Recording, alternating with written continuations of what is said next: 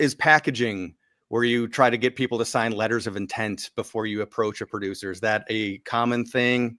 How is that done nowadays? Well, I mean, a project can come to fruition in a number of different ways. Part of it starts with what kind of connections you have as a writer. You know, are you able to bring various elements to it? Are you able to bring various people to it to start building out the team by yourself? If you are, great. So then you can kind of build that up as much as possible before bringing in someone to handle the things that you can't do. If you're not kind of, or do you have friends that are kind of like known cast or like really, really talented cast? Sure, that's always an option. But I mean, if eventually or at some point along the way you're going to be trying to get a producer on board to drive this project, there's it can be good to do that, or it can be not, because on one hand, you can show, hey, this project's got a little momentum, it's got this person involved, so clearly there's some interest and a little bit of cachet. The flip side of it is what if that's not going to jive creatively with the producer? Yeah. What if, hopefully not, but what if the producers worked with that person before and they didn't work out so well? That's a rare thing, but there can be, advantages and disadvantages to have, so sometimes you can thread the needle by having some of those conversations, but not having formal attachments. So you can come in and say, hey, I've got this project and I've got so-and-so and this person, they're really interested, but nothing's been solidified. Sure. Yeah. And would that be part of then a query letter, part of the outreach to get your attention from the very get-go, or is that a little bit further down the road, having those types of conversations? I'm always curious, do query letters work? Well, actually, this is fun because John asked this question and he doesn't say query letters, but I was kind of actually going to go in this direction. You have a screenplay. How do we get your attention? Does it have to go through an agent, or is there some other thing like a query letter, or just saying hi on social media first to get a dialogue going? Query letters work in some part of the world. Like, I generally don't pay a lot of attention to them, and I don't know a lot of folks that do as either. Here's what I'm going to say. Like every business, but especially in our business, it's based on connections and relationships.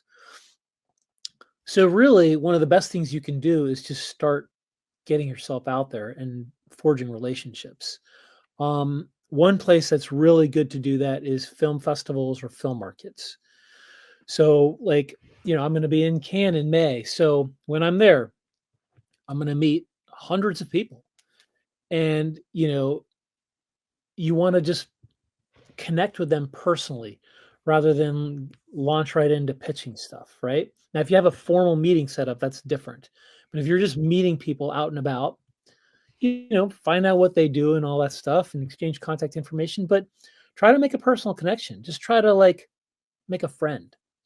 And that's how I find the best way to get started and nurture those relationships. Make sure you get that contact information. Make sure you follow up just by saying, hey, great to meet you.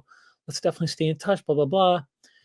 And then choose your moments when you have something that's right for them. Don't bombard someone. Choose someone when you have something that is specifically right for them. And now you have a warm connection. It's gonna grease that wheel a little bit better. Yeah. I just did an interview this past weekend at a film festival with a writer and filmmaker. They sold their film at AFM, but that same film is still, been accepted into other film festivals, and so they're still touring with it. I said, well, you have distribution now. Why are you still doing the tour, the circuit? And they said, well, we just don't know who else we might meet on the way. So we're still networking, even though we've made this sale, but we might meet people we'll be working with on the next movie. You just never know. That's great. Yeah. Well, and obviously once you set up distribution and sales, they may, have some weigh in on that strategy.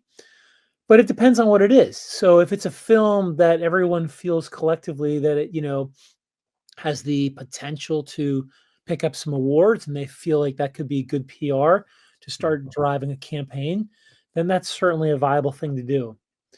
Um, but it's interesting though. So I'll tell you, like coming from the distribution and sales side, one thing that filmmakers aren't often aware of when a film is released at a festival, a lot of times IMDb marks that as released.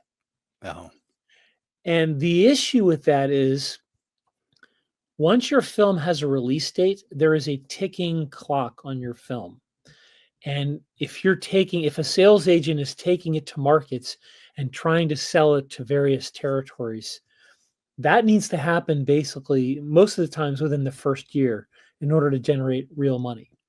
Mhm. Once it becomes 2 or 3 years past the release date, it's much harder to get advances, and you're looking much more at like rev share deals and putting things up on platforms and stuff like that, which can still make money, but it's not bigger monies up front, and it's a long drawn out process.